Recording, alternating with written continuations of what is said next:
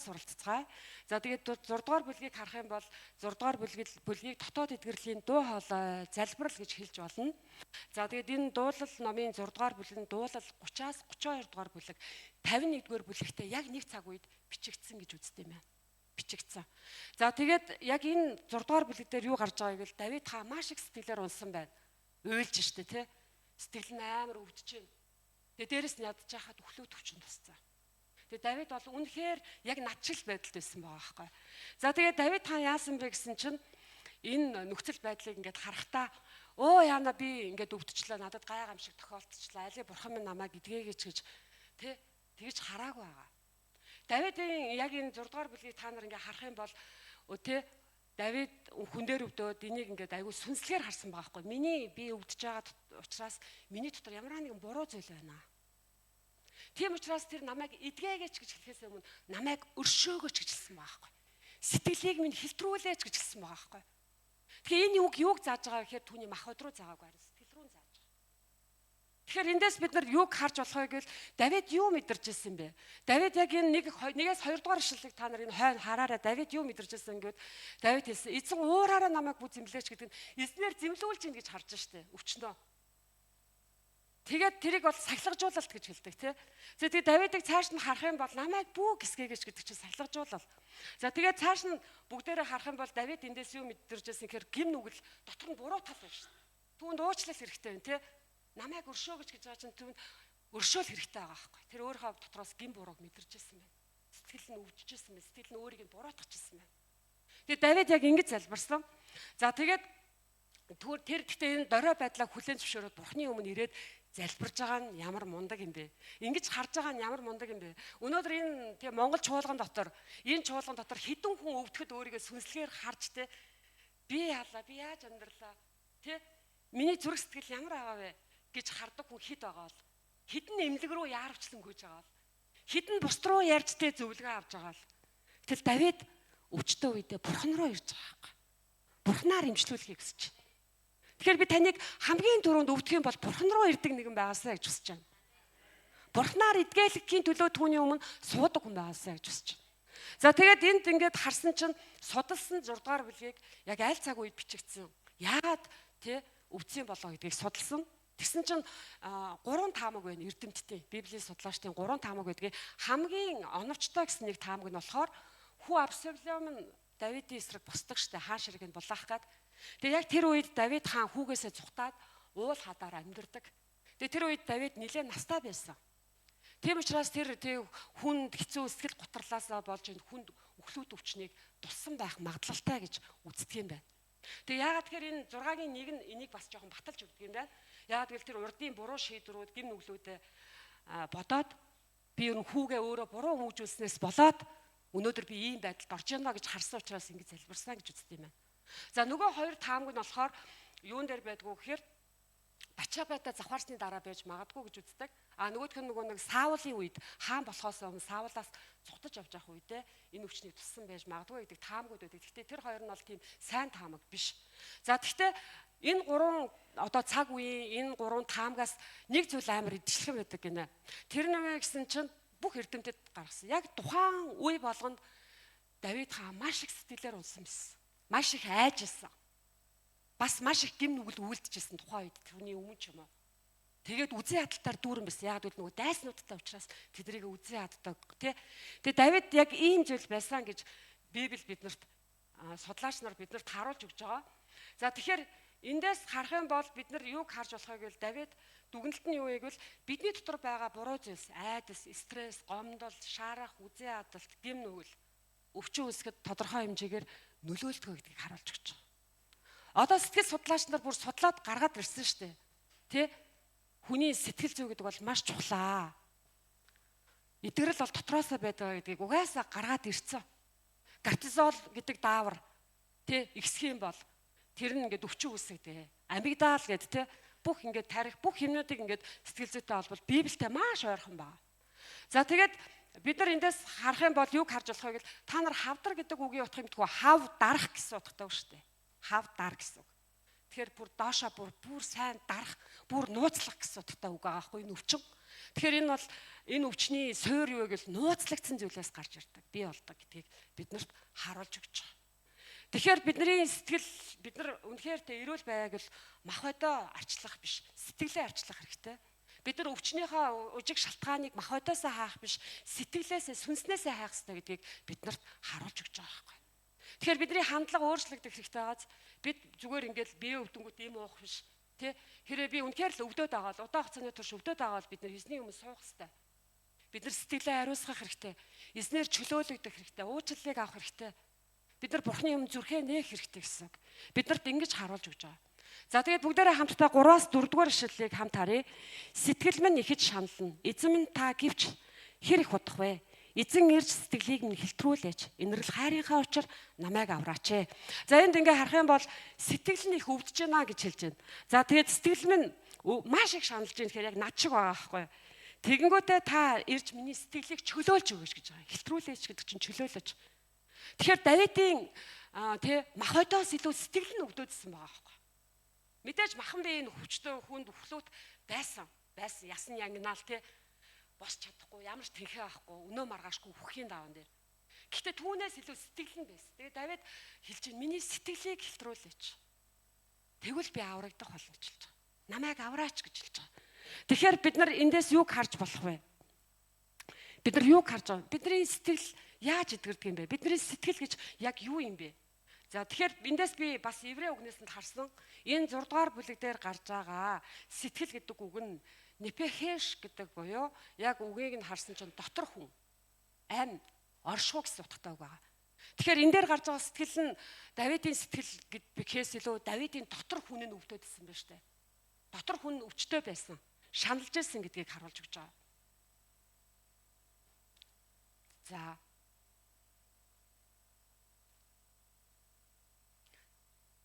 За тэгэхээр яагаад түүний сэтгэл өвдсөн бэ гэвэл гомдлоор дүр учраас, үзий хадалтаар дүр учраас, дээрэс нь тэр маш олон буруу шийдвэрүүдийг гаргаж байсан. Тэр дайснаа үзий хадчихсан.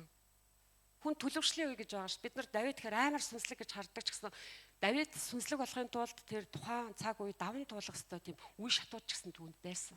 Бид нарт ч байдаг тий. Хинт шууд ариун зөвхт болдгоо. За тэгээд Давид түүнд Бурхны өршөөл хэрэгтэй гэдгийг тэр мэдчихсэн. Тийм учраас Давид намайг залбирахтаа эдгээгэж гэж хэлэхээс өмнө намайг өршөөгөөч гэж хэлж байгаа. Тэгэхээр Давидын энийг харах юм бол тэр намайг сэтгэлийг минь өршөөгөөч гэж байгаа нь эхлээд сэтгэл рүүгээ зааж байгаа байхгүй. Сэтгэлд маань уучлалт ирэх юм бол би тэрнэ гэдгээ тэр мэдчихсэн гэсэн үг. За тэгэхээр энэ 3-аас 4 дугаар ишлэлд биднэрт юуг харуулж өгч байгаа юм бэ гэхээр Бурхны уучлал бол сэтгэлийн эмчилгээ бөгөөд мах бодийн эдгэрлийн суур юм а гэдгийг Бурхан бидэнд илчилж өгч байна. Амен. Тэгэхээр бид нар яах ёстой вэ гэхээр бид нар үнэхээр бидний зүрх сэтгэл өвдөж гин, өвдлөө сэтгэлээр унж гин ийм байгаа бол бид нар яах нь эзний өршөөлийг авах хэрэгтэй. Эзний уучлал бол бидний сэтгэлийн хорыг гадагшлуулж, эдгэж, биднийг эмчилж мах бодит маань эдгэрэл авчирдаг зүйл байгаа юм. Гэтэ би ингэж бодсон. Ер нь хүн гимшдэггүй хүн, Бурханаас уучлагддаггүй хүн эрт орой хизээ нэгэн цагт үхэл болно. Гэтэ тэр үхэхдээ бид нар шиг найдвараар биш, үрд мөх тамраа ягдах болно. Тэгэхээр гимшил гэдэг зүйл үнэхээр чухал. Гимшил бол бидэнд ам авчирдаг. Бид нар хамтдаа харах болон дараа нь. За тэгээд энэ хүртэл дүгнэх юм бол эдгэрлийн эхний алхам бол Бурханаар уучлагдах юм а гэж хэлж байна. Амен. Та нэг би Бурханаар уучлагдасаа гэж хүсэж байна. Та өвдөж гин үү? Та зовж гин үү? Та ядарч гин үү? Та айж гин үү? Сандарч гин үү? Тэгэл эзний өмнө гимшээрэй. Эзний өмнө зүрх сэтгэлээ нээгээд эзнээс өршөөлийг аваарай гэж хүсэж байна. Тэгээд Марк номын 7 дугаар бүлэг дээр Есүсийн дагалдагч нар гараа угаахгүйгээр хоол идж байгааг хараад фарисеучуд хэлдэг те. Таны дагалдагч нар ч хуулийг сахгүй байна. Бохир гараараа мэдээд байна гэсэн чи Есүс үг хэлдэг үлээ. Гаднаас орж байгаа зүйл хүний доторхыг бохирддаггүй. Харин дотроос гарч байгаа зүйл хүнийг бузралдаг гэж хэлсэн. Энэ бузралах гэдэг үг бол англи хэлээр харуул бохир дуулах гэсэн утгатай гарч байгаа. Тэгэхээр энэ ч гэсэн өнөөдөр биднэрт эдгэрэл юу хэлж байгаа вэ? Бид нар гаднаас ямар нэгэн байдлаар өвдлөө ч гэсэн эцсийн үр дүн нь дотроосоо л эхэлнэ. Хүн дотроо байгаа зүйлээ л арчлахгүй дотор зүйл чинь хүнийг ялзруулж үхэлд хүргэдэг юм аа.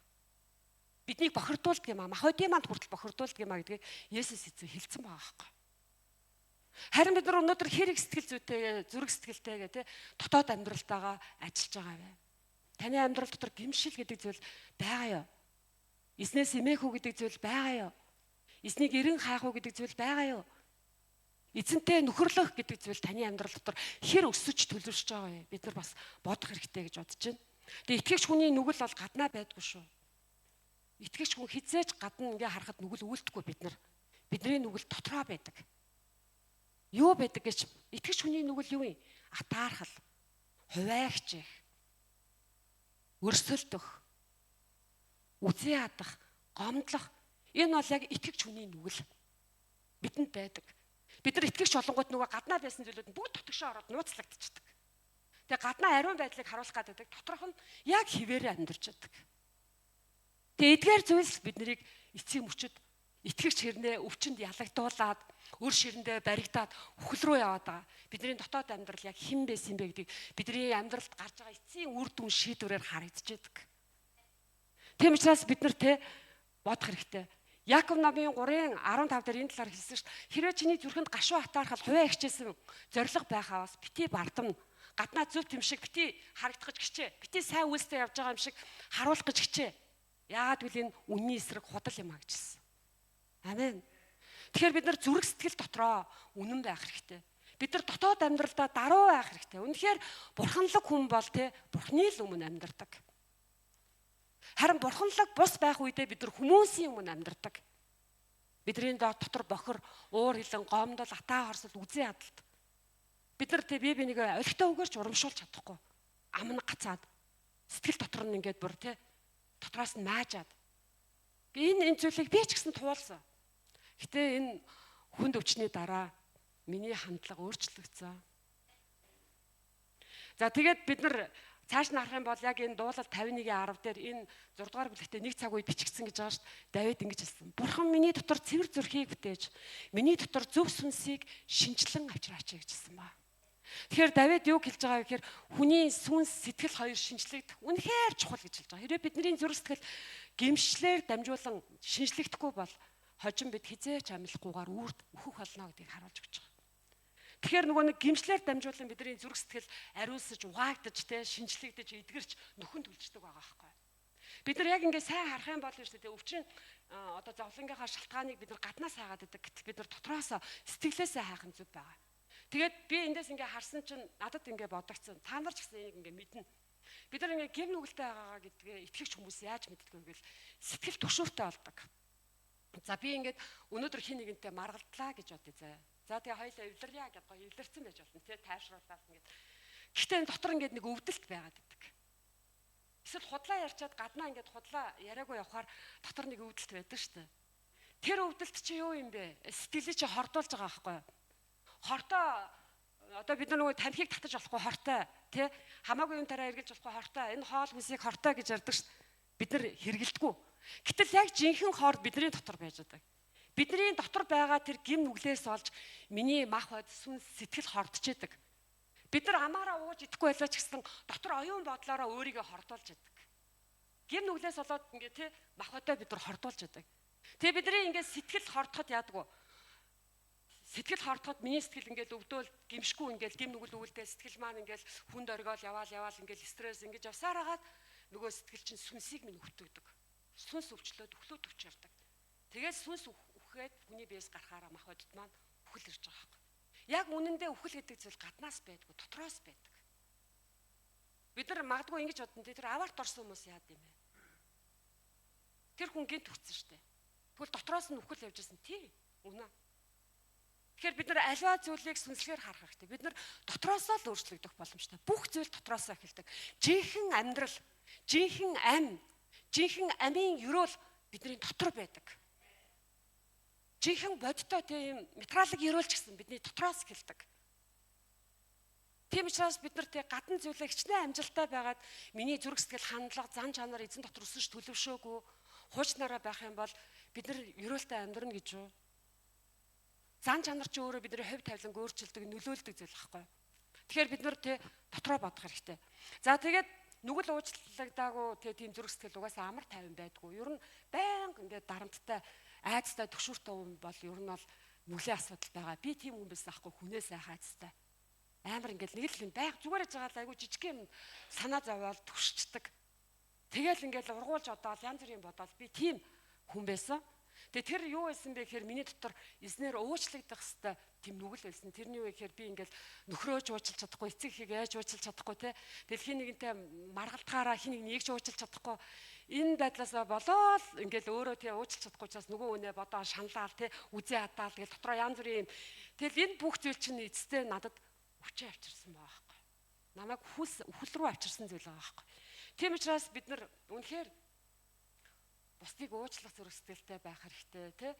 Бид нар өөрийгөө хинбэ гэдгээ Бурхны өмнө хүлээ зөвшөөрдөг байх хэрэгтэй. За тэгээ бүгдээрээ дуулал 103-ын 3-аас 4-р ишлэлийг хамт харъя. За энэ дээр юу гэж хэлсэн бэ гэхээр тэрээр бүх хилэнцгийг чинь уучлж, бүх өвчнийг чинь илааршуулдаг. Тэрээр амийг чинь мөхлөөс залж, чамд хайр инрэл ба өршөөлийн титмийг зөвлөгдөг. За энэ 103-ын 3-аас 4-ыг шууд дүгнэх юм бол өршөөлийн титмийг зөвлөгдөг. Хэрв чи уучлагдах юм бол чи өршөөгдөж чиний гим нүгэл ам чинь эргэж ирэх болно гэж хэлж байгаа. Гим нүгэл чи уучлагдаад эдгэрэл ам чамд ирэх болно гэж хэлж байгаа. Амен. Тэгэхээр бид нар Бурхны өмнө тий үнэхээр даруй гимсэн зүрх сэтгэлтэй байх хэрэгтэй. Хуучин гэрээнд биднэрт хэлсэн Бурхан даруй гимсэн зүрхтэй хамт байдаг. Бурхан эмтэрсэн зүрхийг ангааж боодог гэдэг үг байгаа шүү дээ. Тэгэхээр бид нар үргэлж тий ингээл гаднаа ингээл болж байгаа тэр чадвар, эд баялаг, мөнгө өөрийнхөө боломжн дээр тулгуурлаад тэрүүгээрээ өөрийгөө өргөөл ингээд сэтгэл хангалуун яваад байдаг. Яг дотроо ингээд өөртөө нүүр тулахаар өөрт нь өөрийг нь гуниглуулах, гомдоох, хэцүү болгох, сэтгэлээр унгах маш олон зүйл бидний дотор байж байгаа байхгүй. Тэг хүмүүс хамгийн гол нь тэрнлүүгээ хаардггүй өөрт байгаа зүйлстэй найдвараа тавиад өөрт байгаа зүйлдээ сэтгэл хангалуун байгаад тэрүүгээрээ амьдрах гэж бид нар оролддог. Гэтэл өнөөхтэй гимшээгүй тэр хэсгүүд биднийг дотроос минь яллаж, буруутгаж дотроос нь биднийг өвчлүүлж, биднийг унгааж, биднийг хордуулж яадаг гэдгийг бид нэр анхаарахгүй явсараа. Тийм учраас би юу гэж хэлэх гээд байгаа гэхээр хамтын байж болгоны итгэлийн аханд үсэ. Бүгдээрээ итгэлийн амьдралдаа шинжилэлтийг хийцгээе. Бид нар өнөөдөр зүрх сэтгэл рүүгээ анхаарах цаг болжээ. Тэ? Бид нар үнэхээр ерөөлтэй амьдрахыг хүсэж байгаа бол, бид нар үнэхээр эрүүл байхыг хүсэж байгаа бол та дотоод амьдралаасаа эхлээсэй гэж хүсэж байна. Дотоод амьдралаа өсгөн хөгжүүлээсэй гэж хүсэж байна. За тэгээд яг энэ хэвчлээс яг бас дахиад нэг зүйлийг хэлмээр байгаа нь ер нь бол уучлал гэдэг зүйл хүний сэтгэлд хэрэгтэй байдаг. Бид нар намайг уучлаач л гэдэг тухайн асуудлаа шийдэх гээд уучлал гуугаад байдаг. Гэтэл яг үнэндээ уучлал гэдэг зүйл бидний сэтгэлд хэрэгтэй байдаг. Бидний буруу, гуйсан, гутарсан, айрсан, зовсон, шаналсан, хүлээстэй тэр зүрх сэтгэлд уучлал хэрэгтэй байдаг. Тийм учраас бид нар энэ зүйлийг үргэлж бодох хэрэгтэй. Тийм учраас бид нар сэтгэлээ нүглээс чөлөөлөх хэрэгтэй. Тэгээ нүгэл бол сэтгэлийн хор гэдгийг хизээч битгий мартаарай. Бид нар нүгэл үлдээл гимшгүй явал тэр аажмаар сүнсийг өвтгөөд сүнс нь биднэрт үхлийг авчирдаг. Сүнс өвхөл бид үхдэг. За тэгээд би эндээс Давидаас би сурсан. Гэтэ би өөрөө өмнө нь Бурхан намайг удирдсан зүйл бол эзэн намайг салгажуулж байна гэж бодсон. Би бас хор тавдартай байхдаа маш их гимссэн. Надад маш их буруу зүйлүүд байсан. Би шашинлаг байсан. Тэгээ миний хийж байгаа зүйлийг би ухаарч ойлгосны үндсэн дээр хийж байгаагүй. Харин би зүгээр л хийх ёстой гэсэн шашинлаг байдлаар хандж яснаа. Зөвхөн ерөөл авахын төлөө. Ингэж хийвэл сайн гэсэн хэрэгцээний улмаас хийж яснаа би олж харсан. Гэтэл Бурхан биднээс яг юу хүсдэг вэ гэхээр Бурхан өөрийг нь хайгаасаа гэж хүсдэг. Бурханыг өөрийг нь хайгаасаа гэж хүсдэг. Өөрийг нь хайдаг хүн бусад бүх зүйл жижигхэн байдаг. Харин бид нар Бурханы өөрийнхөө амьдралыг би ингээд дүгнээд харсан чинь миний амьдралын залбирлын 90% нь дандаа өнрөө гэдэг хүний хэрэгцээний төлөө, үр хүүхдийн хэрэгцээний төлөө, чуулганых нь хэрэгцээний төлөө байгаа байхгүй. Би өөрийгөө ингээд харсан чинь эзэн минь намайг өөрчлөөч. Эзэн минь би ийм хүн юм байна. Та намайг дүүргэж, та надад өөрийгөө мэдрүүлээч. Над руу яриач гэж залбирсан залбирал маань маш цөөх. Дандаа л тэгж ингэж өгөөч бэрдтэй ярьж байгаа юм шиг.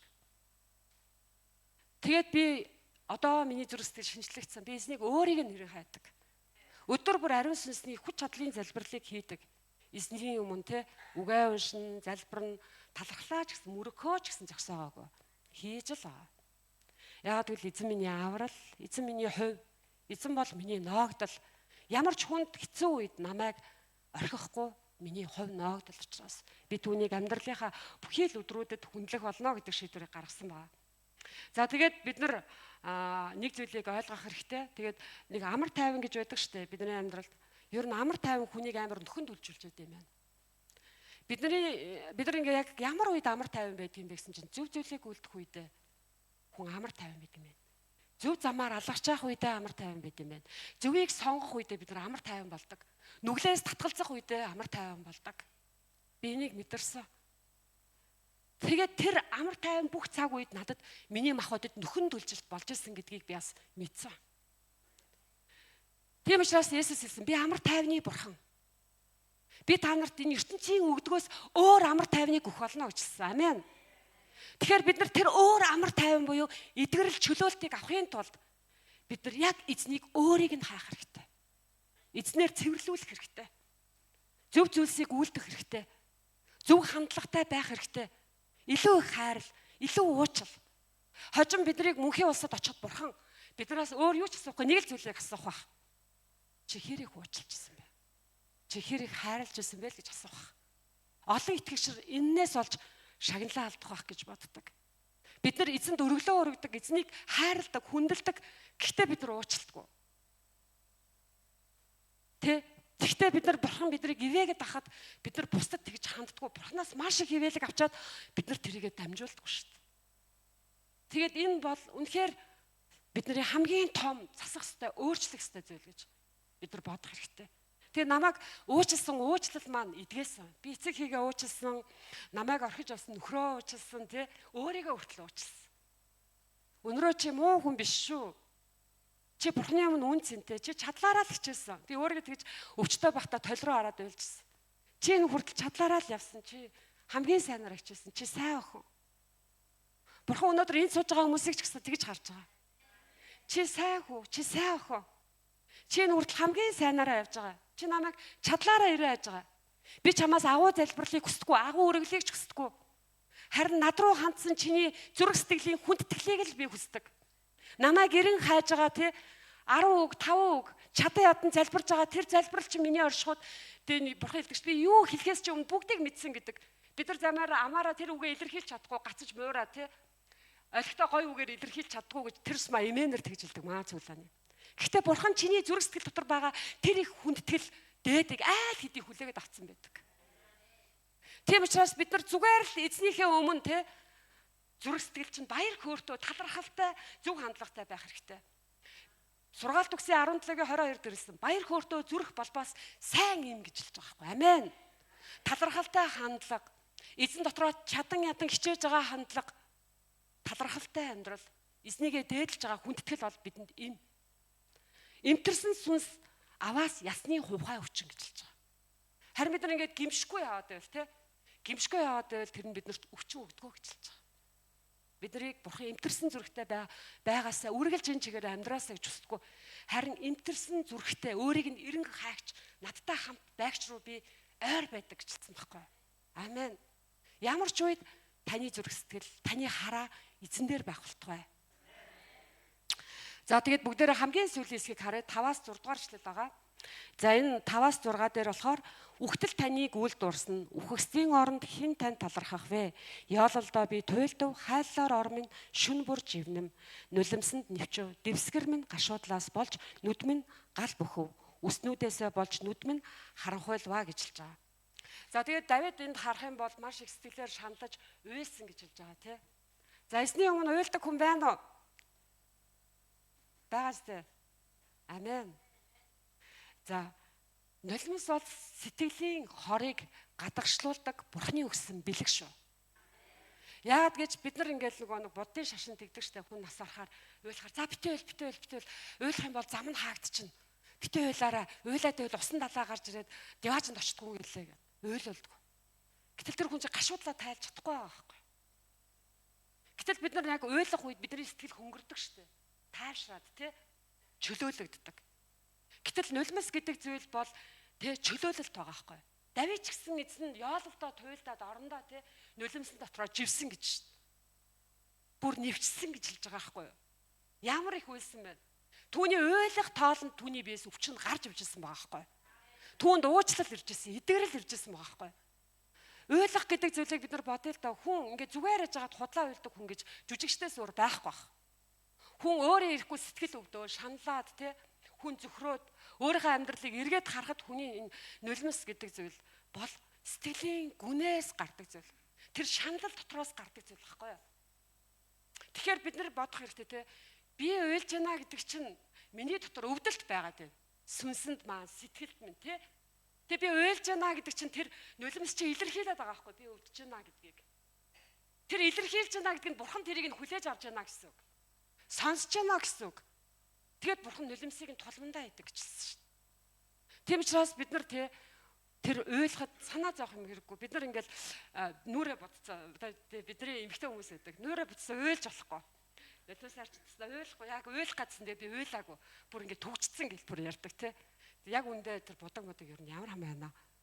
Яг тэр үн цэнийг харах юм бол уйлах чинь амар агуу ашиг тусаа байгаа байхгүй юу. Тэгэхээр бид нар эзний өмнө те зүрх сэтгэлээ нээж, эзний өмнө өөрийгөө харж гимшиж, те эзний өмнө даруусаж уйлна гэдэг бол бидний аврал, бидний итгэрэл, бидний чөлөөлөлт байгаа. За тэгээд 3 дугаар Иохан номын 1:2 дээр байгаа. За энд ингэж хэлсэн. Хайрт минь чи сүнсээрээ сайн байгаа шгэ бүхий л зүйлд сайн эрүүл байгаасаа гэж хэлсэн байдаг. Амен. Хамтын туяач болгоны итгэлээ аханд үсэ. Чи яг одоо сүнсээрээ сайн байгаа шиг чиний эрүүл мэнд мах бод бүх зүйл гэр орон чинь сайн байгаасаа гэж хүсэн өрөөж байна. Энэ бүх зүйл байгаа шүү гэж хэлмээр байна. За тэгээд хамгийн сүүлд 9-р ишлэлээр бүгдээрээ 8-9-оор дүгнэе. За энд юу гэж хэлж байгаа гэхээр ёс бусыг үлдэгчд та бүгд надаас холд. Учир нь эзэн миний уйлан гэгнэх дууг сонсов. Миний гуйлтыг сонссон бөгөөд эзэн миний залбирлыг хүлээн авдаг. Миний бүх дайсан ичгүүрт орж ихэд зургшээн. Тэд гинэт ичиж ухрах болно гэж байгаа. За тэгээд Давид энд бол өвчтэй байгаа штэ. Гэхдээ Давид итгэлтэй байсан багаз залбирчаад одоо итгэж штэ. Эзэн миний залбирлыг сонсох болно. Тэ? Эзэн надад хариулах болно. Миний дайсан одоо ухрах болно гэж итгэж байгаа. Тэгэхээр эдгэрэлд итгэл гэдэг зүйл үнэхээр чухал. Үнэхээр чухал шүү. Итгэл гэдэг юу юм бэ? Би та нарт товчгоо хэлье. Итгэл гэдэг нь итгэхийг хүсэж байгаа сэтгэл мэдрэмж биш. Одоо залбирсан юм чинь залбируул идэгэндэ гэж эсвэл ингээд хүлээж байгаа тэр зүйл биш. Итгэл гэдэг бол шийдвэр. Би ялагдахгүй.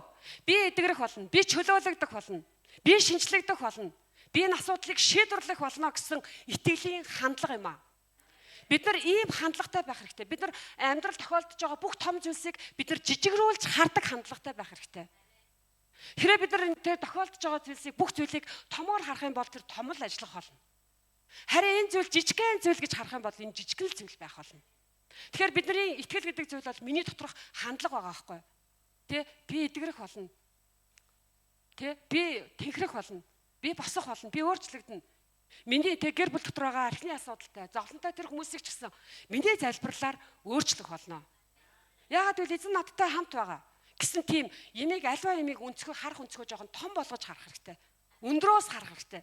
Тэрийг жижигрүүлж харах хэрэгтэй. Холоос харах хэрэгтэй. Алсын хараагаар харах хэрэгтэй. Тэгвэл бид нар олон жижигхэн зүйлүүдийг бид нар ямар ч эдрээтэй зүйлүүдийг бид нар тайлж чадна. Зайлуулж чадна. Тэр хичнээн том асуудал хизээч тайлагдахгүй зүйл байсан ч гэсэн бид нар итгэлээрээ нэг алхам өндөрт харахад тэр том байсан асуудлууд жижигрээд алга болдог. Тэгээ Давид ч гэсэн өнөөдөр тэг яг итгэлээрээ ингэж харж байгаа. Тэ? Итгэлээрээ хараад Давид эзэн намайг сонсноо гэд итгэлийн залбирал байгаа байхгүй. Өнөөдөр бид нар яг ингэж залбирах хэрэгтэй. Тэгээд итгэлээр тунхаглаж залбирч би ч гэсэн итгэсэн. Тэгэхээр бүгдээрээ яг дүгнэлт хэлмээр байна. Би юу гэж хэлэх гээд байгаа вэ гэхээр нэгт та эдгэрхийг хүсэж байна уу? Тэгвэл гаднаасаа бүү хайгаарай. Өөрийн сэтгэл рүүгээ өнгөөгээрэй. Өнөөдрийг хүртэл би нэтгэлийн амьдралаар явахдаа надад бусдыг уучлаагүй зүйл юу вэ? Эснээр уучлагдаагүй зүйл юу вэ? Бид нар өөрсдөө шалгах хэрэгтэй. Тэгээд дараа нь та ирээ тэрийг олж мэдвэл ариун сүнснээс тусламж гуйж болно те. Тэгээ олж мэдэх юм бол эзний өмнө тэрийг улаагаад би Есүсийн нэрээр чөлөөлөгдсөн, би эдгэрсэн итгэлээр ингэж тунхаглаарай. Тэгээд тэрөө маш хүнд өвчин тусч байгаа бол яг миний хийсэн зүйлийг хэрэгжүүлээ. Өдөрт 3 удаа. Дуулал номын 4-р бүлгээс эхлээд итгэрлийн залбирал маш олон байдаг. Исая номын 46-р бүлгээс хойш дандаа амлалт байдаг. Тэгээд та нар энэ амлалтын үгийг бариад итгэл найдвараа батжуулаарай. Тэгээд тунхаглаад залбираасаа гэж хүсэж байна. Тэгээд хамгийн чухал зүйл бидний гаднаас идгээд ганцхан зүйл хайрал, утга учиртай амьдрал, бусдад үйлчлэл. Өнөөдөр би өнөөдөр үхээгүй амьдарч байгаа миний шалтгаан бол миний үйлчлэл гэж боддог. Яагад гэвэл эзэн над шиг хүнийг босгохын тулд дахиад 10 хэдэн жил зарцуулагдана. Хүн гэдэг тийм амархан өөрчлөгддөг, өсдөггүй, хөгждөггүй. Тэгэхээр бид нарт бүгдээрэнд нүүл явцаадаг. Би бодсоо. Би амьд байвал эзэнд бол ашиггүй л дээ. Гэтэ би амьд байвал би өөртөө ашигтай. Би эзний алдрыг тунхаглана. Эзний ажлыг хийн. Хожим би эзнийг гэрчлэнэ. Тийм учраас эзэн намайг эдгээсэн. Эзэн өнөөдөр намайг үйлчилж байгаа учраас амьдрах тэр боломжийг өгсөн гэж харж байгаа. Хэрэг би эзэнд үйлчилдэггүй зүгээр л эзнийг өөрийнхөө ажил хэрэг өвчин эмгэг хэрэгцээний төлөө ашигладаг байсан бол бурхан намайг тэгж за миний хөө очиж диожиндаа амардоо бүр залхачлаа. Одоо зүгээр сайхан очиод амарчээ би үлдсэн гэр бүлийн чи ажлыг зохицуулчихнаа. Тэгэд миний амьдарч байгаа шалтгаан бол миний үйлчлэл. Бусдын төлөө үйлчлэл, бусдыг хайрал. Үйлчлэл гэдэг нь гитар дарах, номлол заах ямар нэгэн хүн удирдах биш шүү. Үйлчлэл гэдэг бол хайр дээр суурилсан бүх жижиг үйлс ордог. Бусдыг уучлах ч гэсэн, бусдыг өгөх, бусдад өгөөмөр хандах, бусдыг урамшуулах ч гэсэн үйлчлэл шүү. Амьдралынхаа амьдарч байгаа хэсэг бүр дээрээ сайн зан чанар, эерэг хандлага, итгэлээр хандан хийж байгаа бүхий л зүйл өөрөө үйлчлэл. Ингэж үйлчилсэн хүн ерөөлтэй гэж хэлсэн байгаа. Амен. Би тэгээ та бүгдийг яг ингэж амьдраасаа гэж хүсэж байна. Хамтын туяа чуулганы итгэгч нар шашинлаг хүмүүс биш. Харин зүрх сэтгэл дотор амьтай. Есүс Христийн өгсөн бэлгсэн ам, хорт хавдрыг ялуулдаг, өвчин эмгэгийг ялуулдаг бэлгсэн амаар дүүрэн хүмүүс байгаасаа гэж өрөөж байна. Амен. Тэгээд бүгдээрээ хамтдаа энэ цагт залбирцгаая. Та бүхэн эзний өмнө гимших зүйлэл гимшээд, эзний өмнө ярилцах зүйл байвал өөрийн зүрх сэтгэлээсээ эзэн рүү хандаасаа гэж хүсэж байна.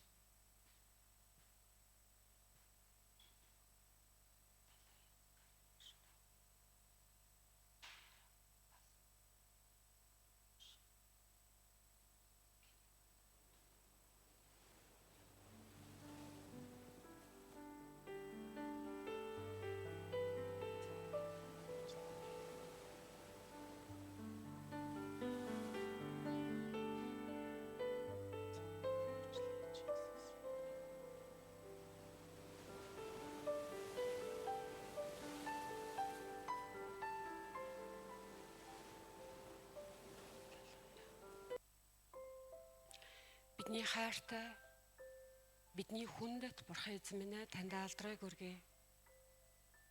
Оо хайртай эзэн минь, энэ газар сууж байгаа хүн бүрийг бас сул дорой миний зүрх сэтгэлийг судлан мэдээч. Хөнөөлт зүйл байхаваас эзэн ариун сүнсний галаараа шатаан устгаж өгөөч. Эзэн биднэрт эдгэрхийг зааж өгөөч.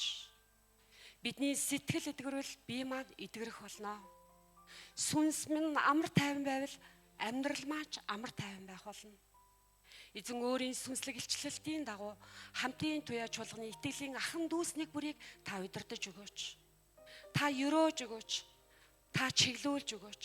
Та бас эдгэж өгөөч. Та чөлөөлж өгөөч. Намайг эдгээсэн эдгэрлийг би яг энэ цагт итгэлээр энэ газар руу урсгаж байна. Эзэн цагт байгаа өвчтөө, хорт хавдартай, магадгүй хорт хавдар одоо тусаагүй ч гэсэн бид нь үл үзэгдэх ямар нэгэн байдлаар ургацэг зангилаа байгаа хүн бүрийн махбодыг би танд өргөж байна. Та яг одоо ариун сүнсний галаараа шатааж, сарниж, алга болгож өгөөрэй Есүсээ. Таны оршихуйд эднийг эдгэж имчлэх болтугай. Энэ газар амар тайван дүүрэн байх болтугай. Сүнс бүр, сэтгэл бүр, махбод бүр таны дотор амар амгалан байх болтугай. Эзэн танд бүх алдрыг өргөөд өнөөдрийн үг бүх цагийг танд даатгаад Есүс Христ эзнийхээ ариун нэрээр талархан гуйн залбирч байна. Амен. Амен.